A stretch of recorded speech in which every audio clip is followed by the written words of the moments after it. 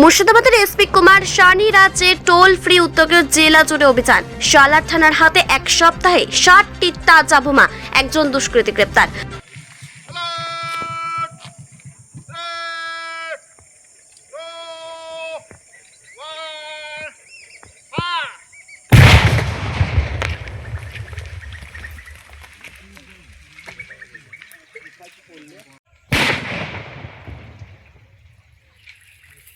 আওয়াজ পেলাম না। এই তো ধোঁয়া চলে এসছে।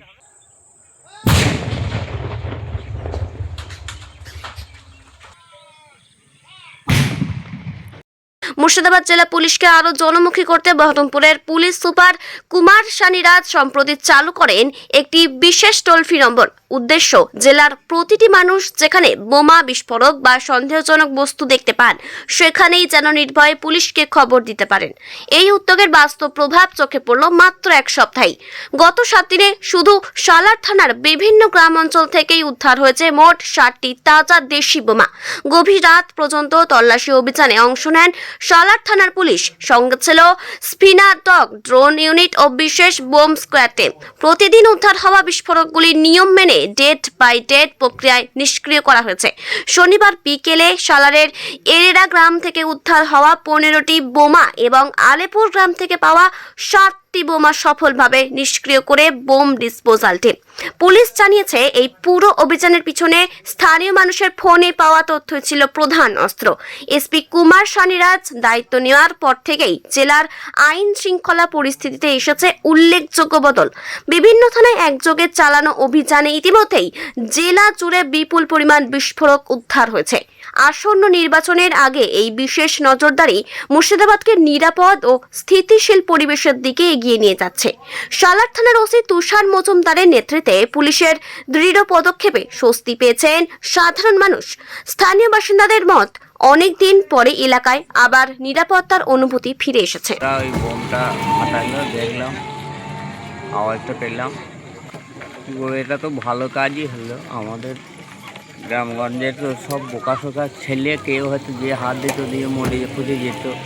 এখানে তার সেরকম এক্সপার্ট ছেলে কেউ নয়, এরা সব বোকা ছেলে। রাখাল বাগাল এরও যায় গরু চড়াইতে, একটু মরে যেত। পুলিশ তো এটা ভালো কাজই করে। দেখলাম ছোট ছোট ছেলেগুলো এখানে খেলাধুলা করে। ওইখানেই খেলা করে, ওই তো ওই পাশেই খেলা করে।